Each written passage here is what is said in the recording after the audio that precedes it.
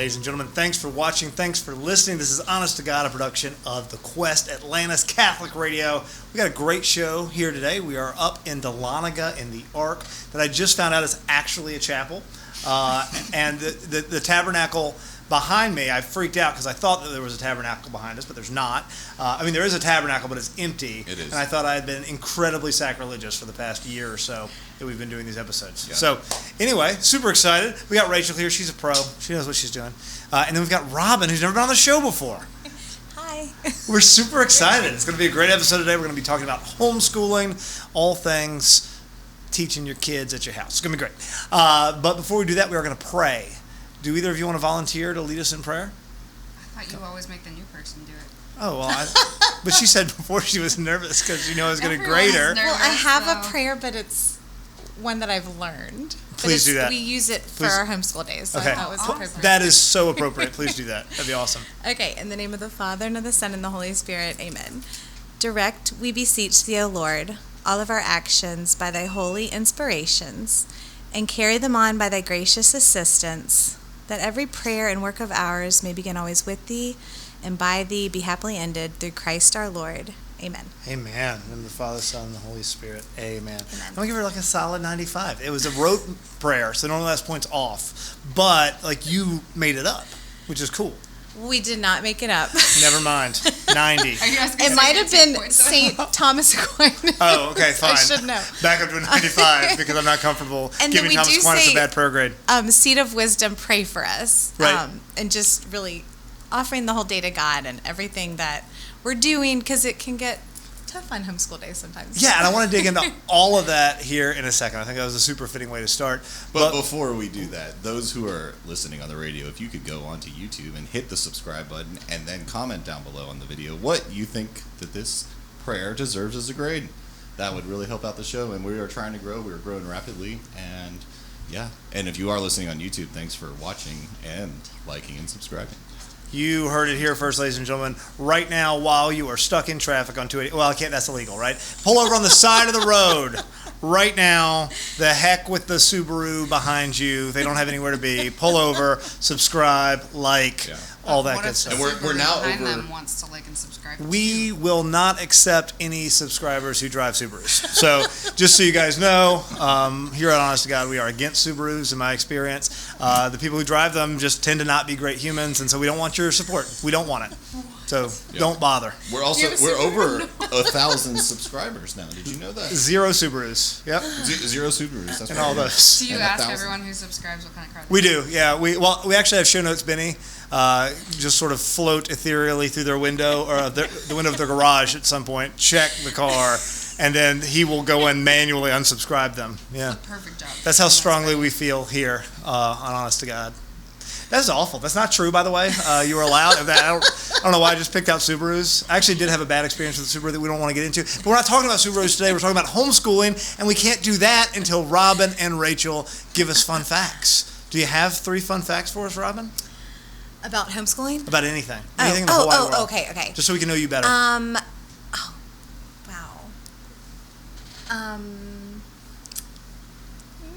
On the spot. Are you expecting a child anytime soon? That might be yes. one. Okay. Yes, we are expecting a baby. My husband and I and our other children in the next 3 to 4 weeks. I'm really glad Keep that you us in said your yes, prayers. because if you had said no, that would have been super uncomfortable. And I actually, can I give your second fun fact, and then you can give your third? Yes. Your brother, right, and I Yes. worked together for 4 or 5 years down at Holy Spirit Prep in Atlanta. Yes, and we figured that out. Yes, And exactly. I taught one of your nieces and one of your nephews, and I coached. I believe I coached your nephew as his football coach. Okay. And the niece that I had in my class is she was wonderful. She was part of my She first is freshman, wonderful. and my first class I ever taught. She was in it. My first high school class I ever taught. What a gift for you! And this was in and for her. 2010 or 11 or something. And what a blessing! All those kids are really great. Yes, that is a fun fact. But you still owe us one more, and I can't help you with it. I'm sorry. You're on your Okay. own. Last fun fact. I'm from Georgia, There you go. Where? Stone Mountain. Oh, no way. So- My people are from Stone Mountain. Really? On my Okay. mom's side, the Walkers, going back generations and generations. Okay, we were at Corpus Christi for a while, and anyway, I don't That's know. really That's cool. a fun fact about me, though. That's not a fun fact about. No, that's great. About you. It can be a specific. Yeah. Sometimes we have people who just do animal fun facts that have I know. nothing I to do feel like my with kid just told me something, and I wasn't listening. them. Last one of our recent episodes, we ended up wasting about 20 minutes early on because Julian gave some fun fact about a giraffe, and I talked about why giraffes aren't good animals. Like, I don't like giraffes. Yeah, Oh, no. among my least favorite. We don't have to rehash that. What you got, Rachel? Well, I had one, but I think I want to change it now. Okay, whatever you think. Okay. Well, maybe. I don't know. Can I do it? They're kind of related. Not exactly. You can do whatever you want. Got 3 or more. No, I'll get in trouble if I do too many. You're a strong, You will get independent in woman. trouble. I will get in You do trouble. whatever you need to do. You got it. I'm getting a lot of conflicting information. It's making me anxious. Okay. Okay, my fun fact is this year, all 3 of my kids, their birthday was on a Sunday. Okay. So we went to Mass on all 3 of their birthdays. My birthday just passed a couple weeks ago, and it was on a Saturday. Okay. But we still went to Mass because we were going to be busy on Sunday. That's a good way to do a birthday.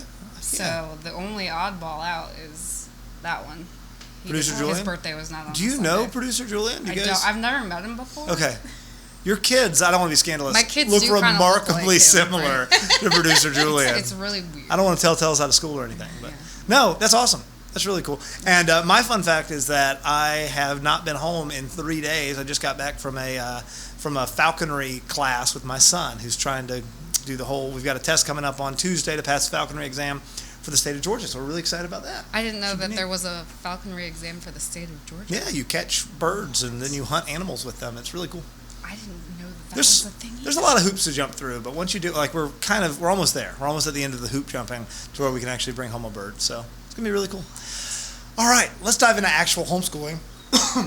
Excuse me. I guess first, sort of big picture.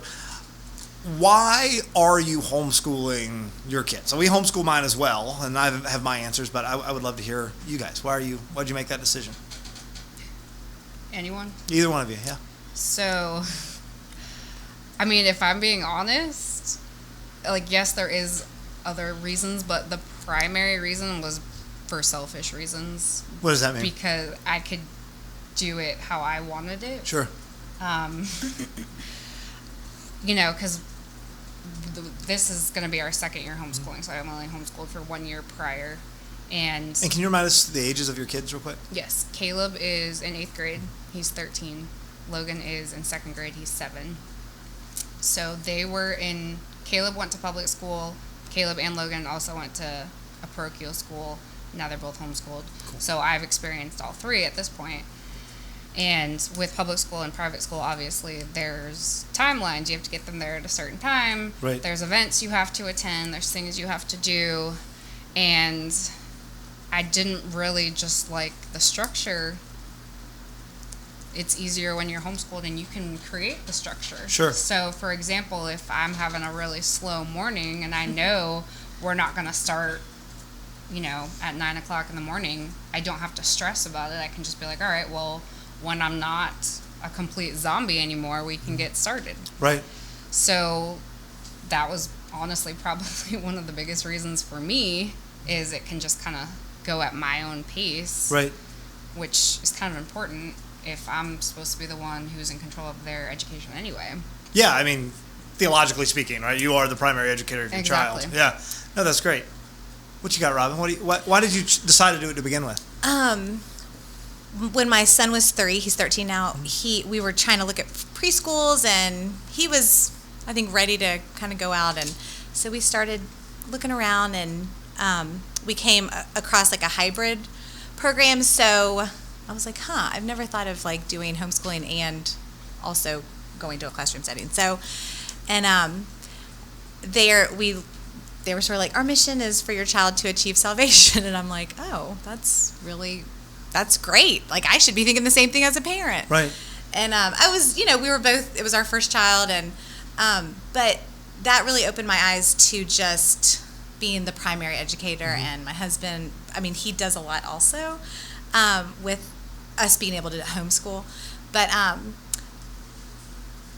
and I always had this image of, oh, my kids are going to be getting on the bus when they go to kindergarten, and I get to stay home and do what I want to do. And I realized more about the sacrifices of just parenting and thanks be to God and Sure. just really trying to get my children to heaven. And I think that being maybe the most impactful as we could, and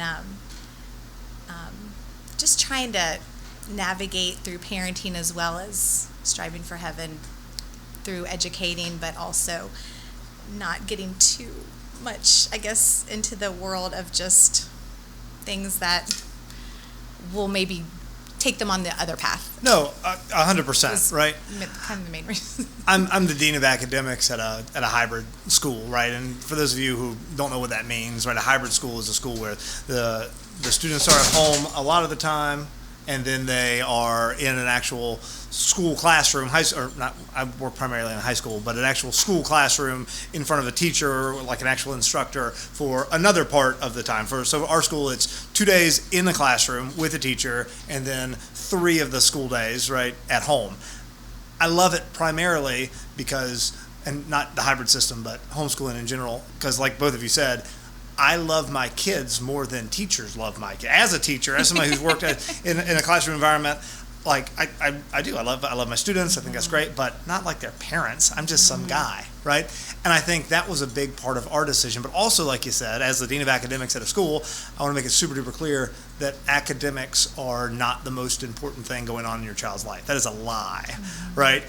Salvation is way more important, right? Moral formation is way more important. Their relationship with mom and dad is way more important than them knowing all the state capitals. That's important. We would like for them to do that, but at the end of the day, right, what actually matters. And the great thing is, and this plays out statistically speaking too, right, most homeschool environments, right, most homeschool co-ops, the people who actually keep records of these kinds of things, not only are those students, are the priorities in the right place in regards to their moral formation and all of these things, but they also do better academically than the public school system.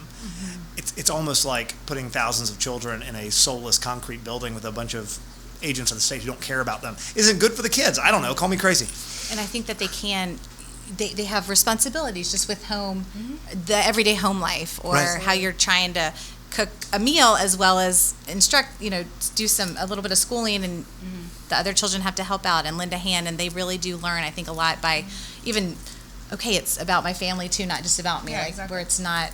Yeah, so let's dig into that a little bit. Can either of you speak to how what your schedule looks like on home days? Are both of your kids? What schedule? Are they all done? Are they full-time homeschoolers, or are they doing a hybrid kind of deal? What's that look like? This year it's going to be full-time homeschool. Okay. Last year we did a co-op that was not the entire school year, part of the school year, and it was 1 day a week for Caleb, who was in 7th grade last year, and 2 mornings a week for Logan, who was in 1st grade last year. Okay. So we haven't started this school year. Yet. We did just move 2 weeks ago. So I don't know how it's gonna go, but it's gonna be great. We'll see. It's gonna be good. It's gonna be good. We have more space now. We have much more space in our house now. Okay. So you did the co-op last year. You're doing full-time this year. Full-time. And you did full-time this year, right? And you've got a couple in a co-op this year, or a hybrid? We've only done co-op. We've only, or where they're in a classroom setting 2 days a week, and then we're home, or hybrid. Yes, hybrid. Sorry.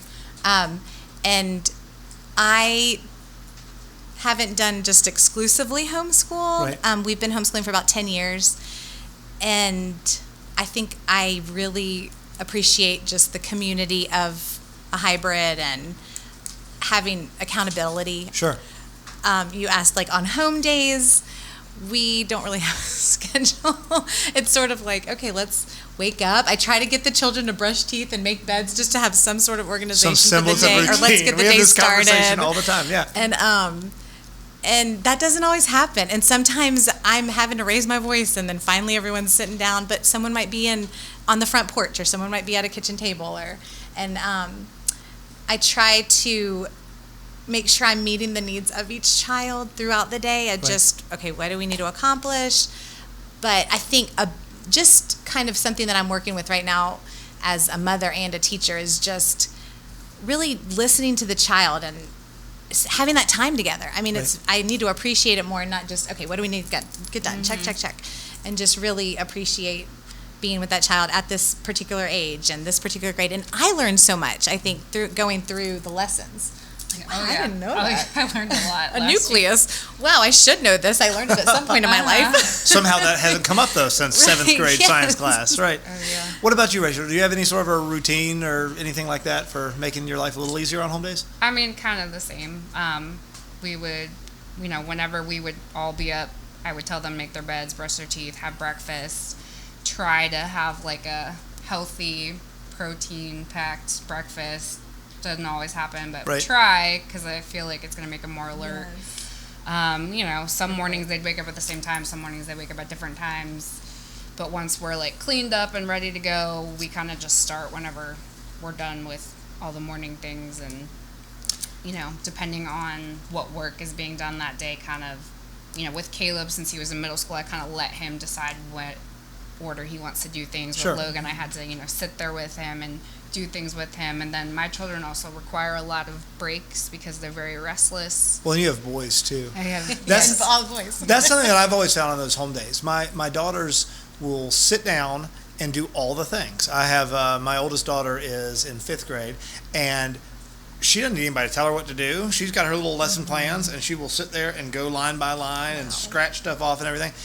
And then I have a 12-year-old son, and depending on the subject, for history, he'll sit there just like that. For math, he's got about 20 whole minutes of math in him at a time on those home days before he says, I need to go outside. I'm going to go outside and squirrel season just opened. I'm going to go outside and shoot a squirrel. He then, he cleans the squirrels, eats the squirrels, just so PETA doesn't flag us on this. But that reset, it's amazing to me the different personalities of kids in those environments and once again, a great thing about homeschooling is the ability to be flexible in regards to their needs, as opposed to them having to fit into a certain mold that's assigned to them, once again, by the state, right, that says you have to behave like this. I have found, and this is probably biased and just from my kids and their temperament, but sort of the normal traditional 5-day school, those regular days when my son goes on classrooms because he's in a hybrid program, I really have had this revelation that structured school setting just isn't designed for our boys. For boys, no. Yeah, and he does fine with it a couple days a week, and there's some benefits of it. He's a lot more vain in regards to he's much more concerned with the bad grade he makes that his teacher's going to see than that bad grade he makes that mom's going to have to see. Mom's going to love him regardless. So I like that. But if he did 5 days, I don't know how anybody does it. I know that sounds spoiled to me, but it's true. Yeah, and it's not good for their self-esteem either. Right. We had that problem. That was probably the biggest. Well, Logan kept getting in trouble as well, but that was probably my final straw with deciding to homeschool. When Caleb was in 6th grade, the boys were in a Catholic school, and Caleb was really struggling academically, and one of his teachers, he and him had a great relationship. He was the only male teacher Caleb had, and they had a really, really good bond, and Caleb did really well in his class, whereas normally it was English and literature, and Caleb always struggled with reading, but when he had this particular teacher for these subjects, he did really, really well. But then his other grades, or his other classes, math, religion, social studies, science, he had very, very strict teachers, and he really struggled because they were the type of teachers that would put you on the spot and call you out. So if he, was, not paying attention, which is normal for an 11-year-old boy to kind of lose focus, they would make you feel bad. Right. And I was constantly getting emails from these teachers saying, he's not paying attention. And, he won't even have his textbook open to the right page. And I just kind of felt like I don't want to speak badly about them because they were good teachers, but I just don't think that they had the right approach for a child like my son. And it's maybe some of these kids in the class are at that level where they thrive in that kind of environment, but my son doesn't. And then he would retreat inward and, kind of just... Well, it's because your son's an individual too, right? Which is going back to the beauty of homeschooling. I always think of it sort of like an assembly line, right? If I'm going to buy a table, and I'm going to buy a table from IKEA, right? The table's there, all the parts are the right way. It goes this way, I follow directions, and this thing comes together, right? Then I'm going to have a table. It's going to be fine, right? But if I'm going to buy a table from the Amish carpenter up the road who's making a very specific table the very specific way that I desire this table, it's not a perfect analogy, but it's going to be a better made table because the focus is on this individual, not producing a ton of tables, right? But and I think that by necessity, sort of our modern, quote unquote, traditional education system has had to become sort of this assembly line approach. And I think that it is anti-human. It's bad at making people, right? Yeah. Because you're trying to push everybody into the same mold.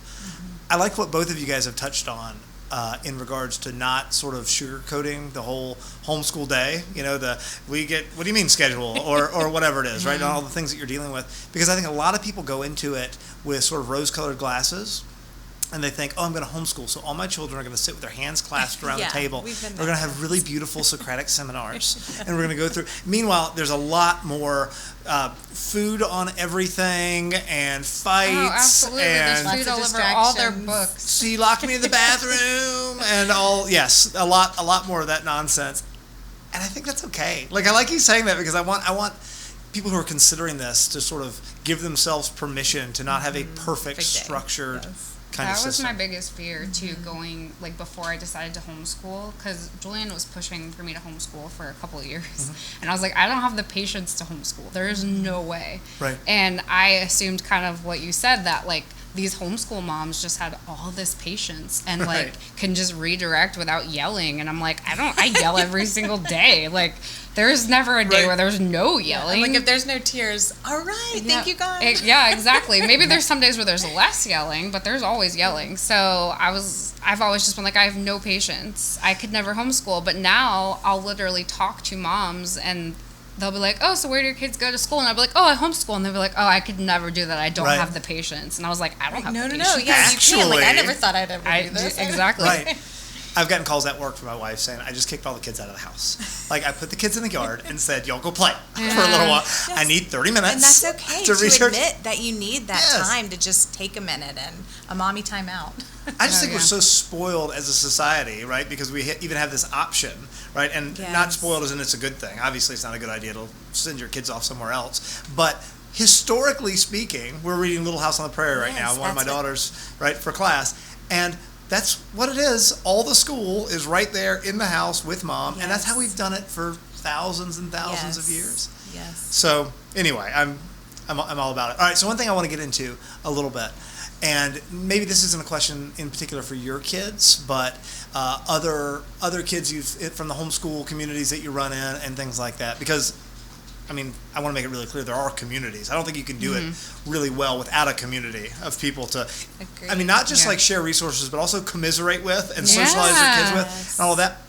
But, and I think the answer to this first part is going to be yes. First of all, is it worth it, homeschooling them? Have you seen it worth it? And what are the major differences you've seen in your kids or friends' kids who are also homeschooling and the kids in the public school system? And this is a conversation that I want to make sure we're being charitable when we say, but I still want to say it out loud.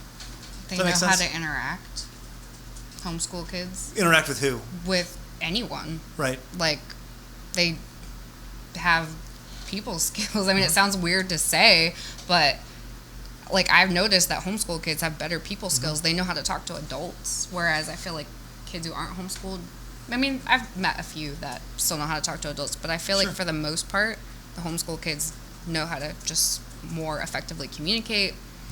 And I feel like, at least for Caleb, I've noticed a huge difference in him just in how he is around children. Right. Like, he's kind of, I don't know, he's more of like the awkward, introverted kid, but he struggles generally around his peers. Like, he's always been able to communicate better with adults and with children younger than him, but with his age group, he's always been really shy. And he still is a little bit. It takes him a little bit to come out of his shell, but he is so good with little kids, and he is so good with adults, and I constantly hear compliments from other adults about how well he does with little kids. Like, when we went to our co-op last year, you know, tons of little kids just always running around who aren't necessarily in a class. They're just, you know, too young, and they're just there. Sure. And Caleb would tell me, oh yeah, in English today I was just, you know, holding my teacher's son on my lap the whole class. And like, you know, it would bring him joy.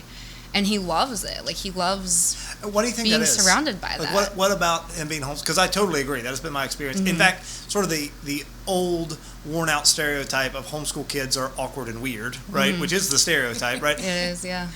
I've had the exact opposite Yes. proven to me time and time again as I interacted in these communities. Why is it, do you think, that your son in particular, about homeschooling this made him? I don't behave really different? know. I think it's just allowed him to just kind of figure out who he is more. Like, I think he's... About confidence, like more Yeah. confidence when he's... Yeah, I think so. Like, I think I've kind of always known ever since he was little that he's probably going to have the type of job where he is going to be, like, teaching in some capacity or around young people, leading in some way. So I think this is kind of just allowing that to come out more. Producer Julian is chomping at the bit while you're talking about his children over there. Yeah, so I was one of the ones that really helped encourage us to homeschool, and it kind of one of the ones. I was. Well, I mean, I think my mother. I was at least 50%. Well, I think my mother also helped push that because I grew up homeschooled, Sure. and I really enjoyed it myself. And as I continued to educate myself and just put extra letters by my name, which I'm not going to get into, that's not important, but I saw the methodology of particularly the public school system and how they measure intellect or measure what is being taught, and I'm like, this isn't working. And I also remember for myself that I interacted better with people once I went from public school into homeschool, and the environment of more openness rather than confined to a desk for 8 hours a day, that is ridiculous. That's not a way to be, that's not a way to grow up, and it's just not an adequate way of living.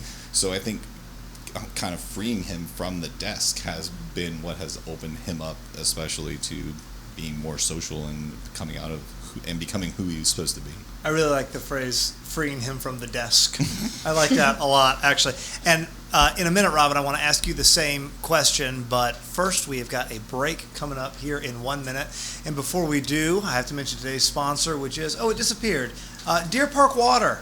Get some Deer Park water. All Deer Park water is bottled in a bathtub in Germany by a guy who just fills it up from the tap and puts it on a pallet and sends it to, is it Walmart?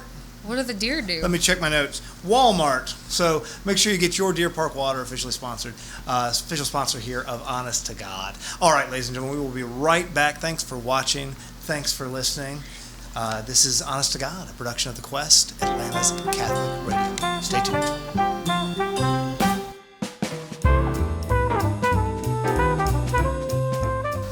All right, ladies and gentlemen, we are back. Thanks for watching. Thanks for listening. This is Honest to God, a production of The Quest, Atlanta's Catholic Radio. We're still doing great. We're here in studio. We've got Robin, we've got Rachel, and we're talking about all things homeschooling.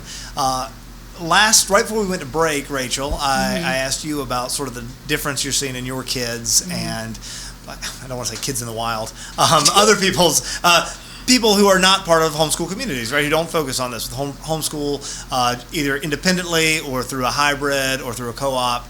And I didn't get a chance to hear what your thoughts were, Robin, so I'd love for you to tell us.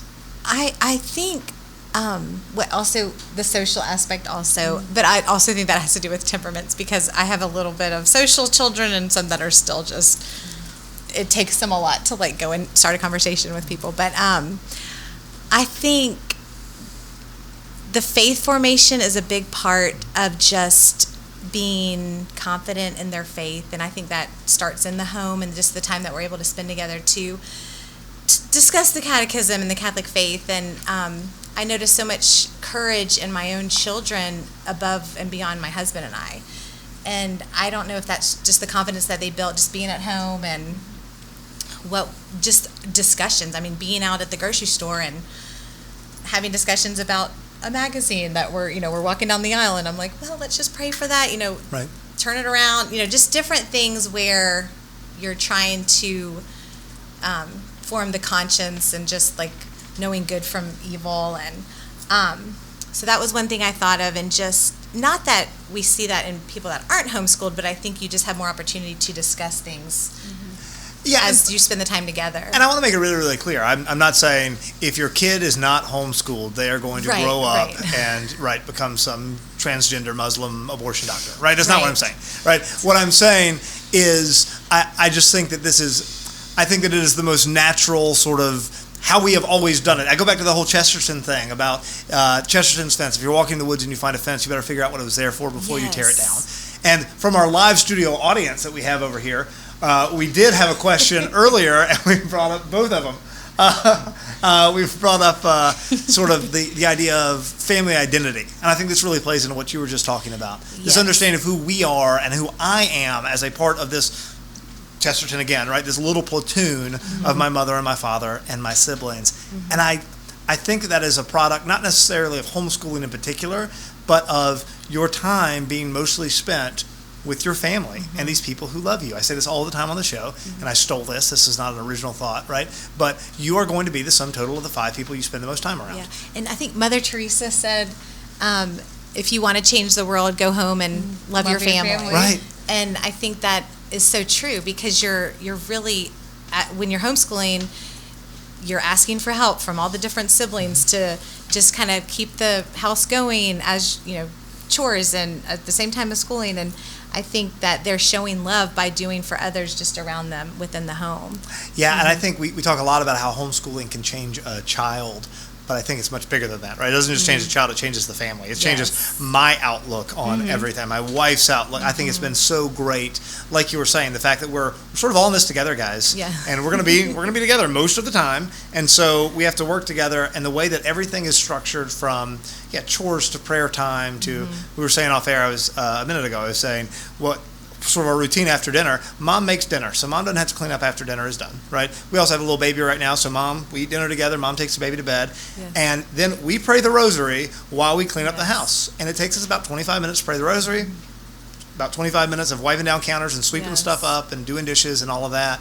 And everybody has buy-in, and it's beautiful. That's not some weird, overly strict sort of family dynamic. That's normal, if we're going to judge normal by how everyone has done this forever until 100 years ago when we lost our minds.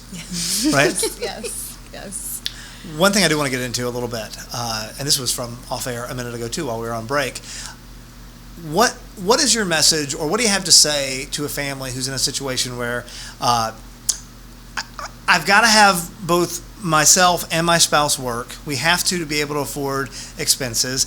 We're not fortunate enough. We wish we could homeschool. We're not fortunate enough to be able to have mom stay at home and take care of the kids. What are your thoughts on that? What would you say to that person? We were there at one point. My husband and I were both working when we first got married, and I was teaching, and we had a baby, and I continued teaching, and I just was praying a lot with my husband, and I just asked him, I said, can I try to stay home? It was very hard dropping the baby off at the nursery, and he said, I think I was making more than him at the time, and he said, yeah, well, trust in God, and if this is God's plan, then let's go for it. So, and then I found out I was expecting again, and it was just kind of beautiful looking back on it, because I'm just grateful for that, to make that decision. But I think it was a sacrifice, and it was scary, but and ever since then, and I think that probably led us into homeschooling. Sure. But I don't know, that's kind of our story, but we weren't sure if it would work, but we just put our trust in God. And That's beautiful. Thank you, God. What about you, Rachel? You have thoughts? I mean, pretty much exactly the same. I used to also work until Jonah was born. And, before I had kids, my thought was always like, I'll work until I have kids and then I'll be a stay-at-home mom. Right. And that wasn't really what happened. That wasn't where life went. And, Julian was in the Air Force up until Logan was little. So he was gone a lot. So I would be working full-time. Caleb would be in school. Logan would be in daycare. And it was rough, because I would wake up, the crack of dawn, get both kids up and ready, drop one kid off at school, drop one kid off at daycare, work all day, go pick one kid up at school, go pick one kid up at daycare in traffic. And I'd get home and be absolutely exhausted, have to make dinner, immediately put them to bed, and then turn around and do it all again the next day. Right. And it was just so, I don't know, looking back, I don't know how I did it. Right. I was much younger, but I don't know how I did it. And like, I still have trauma thinking back to having to drop Logan off at daycare at 12 weeks old and just, like, literally be crying and handing over my baby to someone I didn't even know. Sure. Because it's so unnatural to do that. Yes, right? It was so hard. And, like, I think I'm in a better place with it now. I went to confession, like, April or May, and I, like, broke down in tears and told the priest, I'm like, to this day, I still carry guilt about having to drop my baby off at daycare. And because Caleb didn't go to daycare. Right. Jonah never went to daycare, obviously. I was home with Jonah since he was born. But Logan is the only one that ever had to go to daycare. And I'm like, you know, I don't talk to him about it because he's 7, but to this day, I still carry that with me. Sure. And I'm like, I don't want to feel like this anymore. And, you know, he, of course, was very sweet and, you know, told me to forgive myself and give myself grace. But now that I've been home since Jonah was born, so 15 months, I'm home not just for Jonah as a baby, but for my older kids. And honestly, like, I can't imagine having to go back to work at this point. Right. Like, yes, there are times where I'm like, okay, I do kind of miss making money. It's a sacrifice to be. It's probably nice to, you know, go off for the day. It wasn't even. Oh really. My gosh! But ladies, I go to work to rest. That's what I always tell Angie. It's like, thank you for going to work. I'm like, thank you for staying home. Yes. I had a great time. When I talked to the lady at the front desk for a little while, taught some classes, went to a meeting. Meanwhile, the house was you took care of everything that actually matters. While I went off so that we had enough money to. It was kind of hard though. I did work from home for the last. Well, I guess 2 years that I worked, I did work from home, but that was just too distracting because I was just sitting at my house thinking about everything I needed to get done around the house. Right. And then when my kids are home, it's like I should be taking care of my kids instead of sitting here working. And then my kids would come ask me questions, and I'm like, I'm in a meeting, I can't answer your question. Yes. So I'm just so grateful now that we're in a place financially and emotionally where I can be home. Well, that was the follow-up I wanted to ask, if you don't mind. How did you manage it financially? I guess I should have addressed that because that was your question. But, I mean, I think it's just, like, kind of similar to what you said, just kind of trusting in the Lord, and now we're, like, flourishing, I feel like. Right. I feel like everything in our lives are better now that I'm home with the boys. Like, you know, I definitely am emotionally and physically exhausted at the end of the day. Mm-hmm. And he definitely gets a lot of phone calls and texts from me complaining about this, that, or the other from my kids. But like, honestly, I'm just so much happier. And I have met a lot of women who have been like, yeah, I wish I could stay home, but we just can't afford it. And I don't honestly really know what to say, because it's like, if you truly can't, then I don't know how to tell you, like, oh, no, yeah, you can, you know? Well, and I'm sure there are some people who, because of situations that I don't understand, are financially, like, they could not have the mom stay home, right? I'm sure that those people exist. That being said, for our situation, we ended up, Angie and I both worked until the baby was born. Our oldest was born. That was 12 years ago. And then she stayed at home and did some little work from home stuff there for a while, right? And then we ended up buying a double wide trailer that we lived in on 12 acres in the middle of nowhere in the mountains, right? And we've fortunately moved on from that, but we moved from there to a 2-bedroom, 1-bathroom house, also on the middle of nowhere on the side of the road. And it was really hard. We don't go on vacations. If we eat out, I mean, if we go to Wendy's, that's a big deal. We're doing a big night out. That's $100 of Wendy's to feed all my kids. But you do sacrifice things. And it's been the best. Every vacation we've been on together ever as a family has been with her parents, my parents, or a road trip to a national park where we drove the van and made sandwiches that we took with us in a cooler. And it's been amazing. Yes, that's what it was like when I was growing up, though. We never went on vacation. Like, there was so many things I did not experience until I started dating Julian when I was 19. Right. So, and like my kids, it's funny because, you know, Julian and I are both restless, so we both need to get out and do things. Right. And we could do things for free. We don't have to spend money. But it's funny that my kids are just so much more, have experienced so much more at their age. Right. And they'll be like, oh, I've never done this before. And I'll be like, well, neither have I, you know, like, and I'm a lot older than you. But, I mean, there's joy in doing things with your family, without going somewhere far away, without spending a lot of money. Staycations are where it's at, guys. Yeah. It really is. I mean, we sold a car. We did all sorts of and once again, I'm not saying so just do it. Just do it. Like I don't know everybody's personal situation, but I am saying that we did not think it was possible for us to do it. Yeah, and then we exactly. sat down and we ran the yes. numbers. We dropped cell phone plans. Yes. We reduced car insurance. Raised up we the air. and all the things, and it was tough for a while. Yeah. It was tough for a while, and now we're in a pretty good spot, all things considered, because of all the money that we make doing AM radio.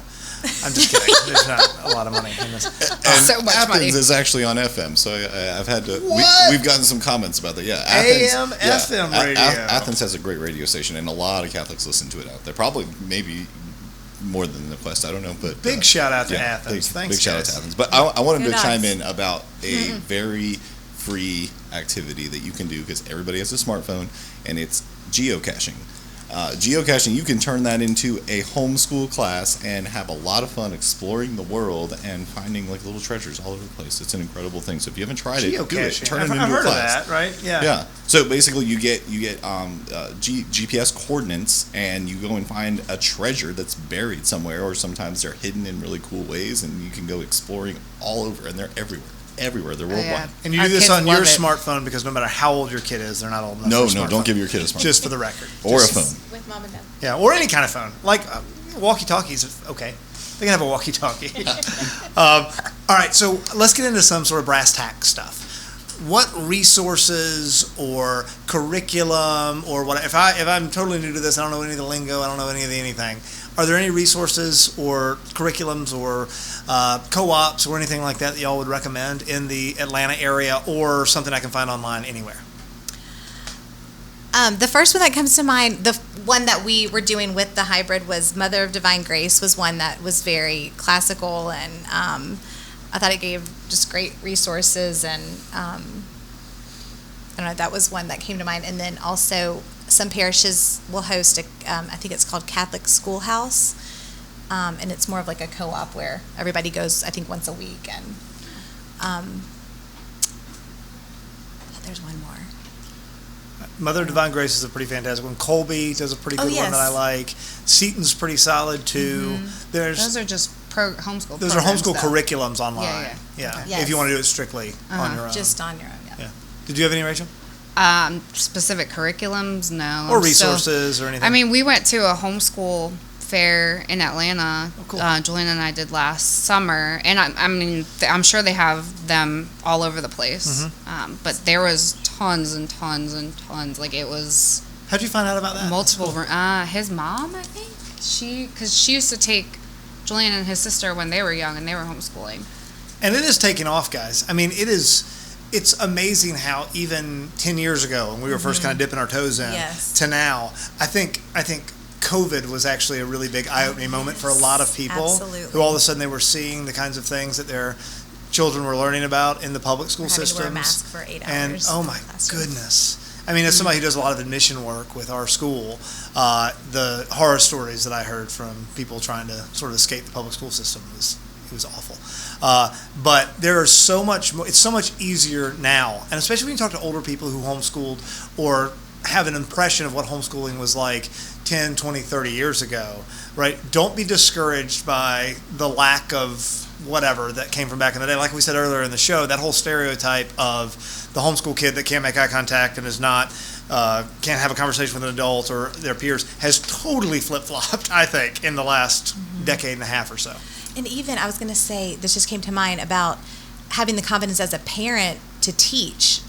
Like, I don't know that I know how to do this math, or I don't know how to. Right. I feel like we definitely have learned together where the research that you're using, you have the instructions right there, and your community, if you need to, just give a phone call to a friend and ask about something, or even finding a tutor that can at least help with a certain subject, but which involves more cost. But I think it's been very doable where you're able to just read the lesson with your child and learn together as you're going through it together. I think that's been something that I was concerned about, but I'm like, Oh, yeah. okay, this is working. Especially with math. Your husband, you're better at math than I am. My wife does yeah. almost all of it, but when my son's math grade started to tank last year, I thought, okay, I'm going to learn math again. And so if y'all need any help on dividing fractions or anything like that, I got you. Oh, that's what we did last year. Me and YouTube, me and Khan Academy are friends. Me and a lot of that. That is true. There are some things. And my son's only in middle school, so it was like, oh yeah, I'd be happy to help with that. Oh, I gotta go to the bathroom real fast. How do you Oh, I would do it right in front of him. Fractions? I had no shame. I was like, I don't know. But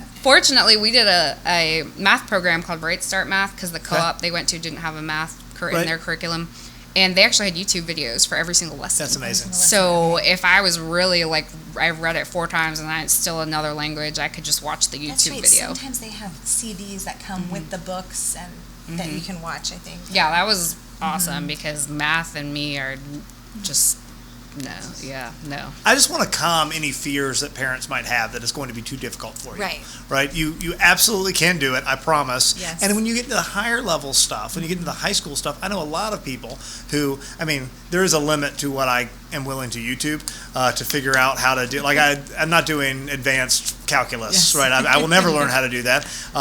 Disney lied to you. If you try hard and believe in yourself, you can't do everything. I can't do calculus, no matter how hard I try and how much I believe in myself. That being said, there are a ton of people I know who are homeschooled who start doing dual enrollment when they are in high school, who start having I've heard that. tapping into all the online resources that you can do. So you're still at home with a professional instructor, either recorded lectures or actual face-to-face. And I know a lot of people who have had pretty great success with some of those programs. I wanted to mention this too. Sorry, Please. keep coming to mind. So when we were talking about the formation of the children that we've seen both being homeschooled, I wanted to say the independence. My 7th and 8th grader have become so independent with just striving to do it on their own, wanting to do it on their own, but really, and again, it could be the temperaments, but that they've just learned to take that role and kind of read through the lessons that we have and kind of want to be more independent with their work, and that's helpful when you're trying to instruct the younger ones. And then you have like a meeting where you can kind of have a meeting time with the older ones to go over everything. And when you have so much control over the curriculum too as a parent, right? Like I've got a kid who's really into history, and it's time to teach American history, and they really get into Daniel Boone or whatever it is. It's like, all right, cool. You want to really focus on this era of Americans settling the West and read these books and this be this unit? Let's do it. That sounds fantastic. And you can even bring in the other ones. Right. It's just, I'm all about it. One thing I want to really allay too, and none of you, no, you guys all have middle school and down, right? As someone who's worked with a lot of homeschool families and works in a hybrid homeschool right now, from an accreditation standpoint, I spend a lot of time talking to colleges. A lot of people will say, hey, what does the diploma look like? Is it real? Does it really count? Yeah. Right? And I've never had a college tell me, oh no, we look down on kids who are homeschooled. 9 times out of 10 though, it's, no, actually that's something interesting because we have 20,000 applicants, this is a real conversation, right, who are suburban, North Atlanta metro area with a lot of APs and play a bunch of sports. We've got 20,000 of those. So anything that makes you unique is actually going to be a benefit. And then they'll bring up the home and as a homeschool kid and the different sort of avenues you can pursue and your different life experiences. The fact that you could be homeschooling while you're going to visit Grand Tetons or something, right? Those are neat things that they can give your kid a real boost right now. Okay. So it's cool. That's a really good I talked to a point. Georgia Tech rep a couple years ago who went through that whole thing. Okay. That's awesome. In the Atlanta area, I will put a plug out there for St. John Bosco Academy. That's a hybrid homeschool. Once again, 2 days a week in the classroom, 3 days a week at home. Regina Chaley, which is it 2 days a week at school, 3 days at home, all the way up through, right? Through high school? Yes. Yeah, St. John Bosco, by the time you're in high school, you're at school 3 days a week. But those are some options that are here and pretty fantastic. Yes. And authentically Catholic. Yes. Orthodox, lowercase o Orthodox Beautiful. schools for sure. Yes. Yeah. Cool. Do y'all have any parting thoughts before I just start kind of dumping into the microphone a bunch of things that I want to talk about? Before they get in, I have a thought. Yes, please. And Producer Julian. if you think about one of the biggest, I think probably in the Catholic world, a sports celebrity right now who is Harrison Butker. Harrison Butker, the highest paid kicker in the NFL. That's for those right, who keep highest track. paid kicker in the NFL. And the only thing that he really talks about is his faith, and he grew up going to hybrid school here in Atlanta. Yeah. Yeah. So your kid is guaranteed to be a professional football player. Don't tell my son that. ladies, I'm glad that all the young women of Publicly America can courageous. finally Just take think down about their your Tim faith. Tebow jerseys and put up their Harrison Butker jerseys in their rooms now, which is very exciting for me. Yes. I haven't bought a jersey yet. They were all sold out the last time I went. That is After that whole that is So wonderful. sad. the Benedictine college speech, Yes. I went. I was like, all right, I never buy the expensive NFL, but I was like, I'm going to get one. Yes. They were sold Wow. out because Wow. that's so cool. That's so great. Everyone have the same idea as you. Yes. I know, but one thing I want to throw out there from a homeschool perspective, right? This has come up a couple of times throughout the episode. You hear what about socialization? What about my kids being socialized? How do you deal with that? Having your kids at home all the time, they're not automatically have friends put in front of their face in a 5-day-a-week school. How do you socialize your Get to kids? choose their friend. No, I'm just kidding. Kind of though. I mean, That's in a kind of the way, actual yeah. answer. Yeah. No, I think. Well, we're a part of a hybrid, so that does help that they are in a classroom setting 2 days a week, but also, I think you just have to make that extra effort of just planning to get together with other families or play dates. I don't know if there are play dates in middle school, but can call where it that. they're still able to see friends but it's kind of under your watch in a way where you're sort of like planning it. Right. But we're also out in public, like together. I mean, Yeah. You don't just draw your shades and Right, stay exactly. huddled together yes. in the living room. I mean, going to the grocery store or just simply, I will encourage my more introverts or to just, okay, I want you to go to them and ask for this or just something, just to give them some experience of being out right. in a real life situation where you're having to go buy something or ask for directions. If you're looking for purposeful socialization in a sort of a family context, I will throw out Torch does great stuff. If you look up Torch, they do camping trips, a Catholic organization here in the diocese. They do some great camping trips. They do some great father-son stuff. What's the other one that I wanted to throw out there? Another one other than Torch. What was it? Well, I know there's like the father-son camp outside. I think it's with Magnum Christi. Yeah, RC does a lot with Is that- Conquest and Challenge. Yes, Those yes, are pretty there's some fantastic. There's a number of really awesome.